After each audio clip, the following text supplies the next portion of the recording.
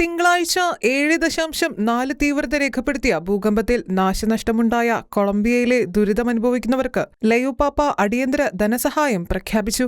ഭൂകമ്പത്തിൽ ദുരിതമനുഭവിക്കുന്നവരെ സഹായിക്കുന്നതിനായി ലയോ 14 പാപ്പ 1 ലക്ഷം യൂറോയാണ് അടിയന്തര സാമ്പത്തിക സഹായമായി പ്രഖ്യാപിച്ചത്. കൊളംബിയൻ ബിഷപ്സ് കോൺഫറൻസ് മുഖേനയായിരിക്കും ഈ തുക ദുരന്തബാധിത പ്രദേശങ്ങളിൽ എത്തിക്കുക.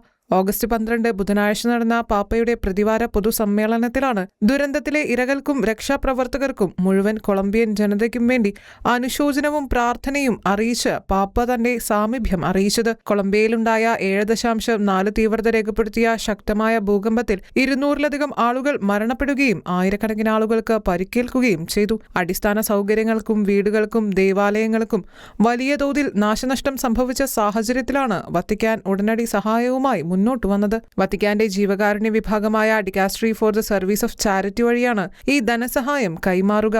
കൊളംബിയൻ കത്തോലിക്ക സഭയുടെ നേതൃത്വത്തിൽ ബിഷപ്സ് കോൺഫറൻസ് ഈ തുക ഏറ്റവും കൂടുതൽ നാശനഷ്ടമുണ്ടായ രൂപതകൾക്കും ദുരിതബാധിതർക്കും വീതിച്ചു നൽകും. പൊതുകൂടിക്കാഴ്ച വേളയിലും ടെലിഗ്രാം സന്ദേശത്തിലൂടെയും പാപ്പ കൊളംബിയൻ ജനതയോടുള്ള തന്റെ ആത്മീയ സാമീപ്യവും ഐക്യദാർഢ്യവും അറിയിച്ചു. ജീവൻ നഷ്ടപ്പെട്ടവരുടെ കുടുംബങ്ങളുടെ ദുഃഖത്തിൽ പങ്കുചേർന്ന പാപ്പ പരിക്കേറ്റവർ എത്രയും വേഗം സുഖം പ്രാപിക്കട്ടെ എന്ന് ആശംസിച്ചു. കഠിനാധ്വാനം ചെയ്യുന്ന രക്ഷാപ്രവർത്തകരുടെ സേവനങ്ങളെ അഭിനന്ദിച്ച പാപ്പ അവർക്ക് ആവശ്യമായ ആത്മീയ കരുത്ത് ലഭിക്കട്ടെയെന്നും പ്രാർത്ഥിച്ചു. International desk, ഷെഖൈന news.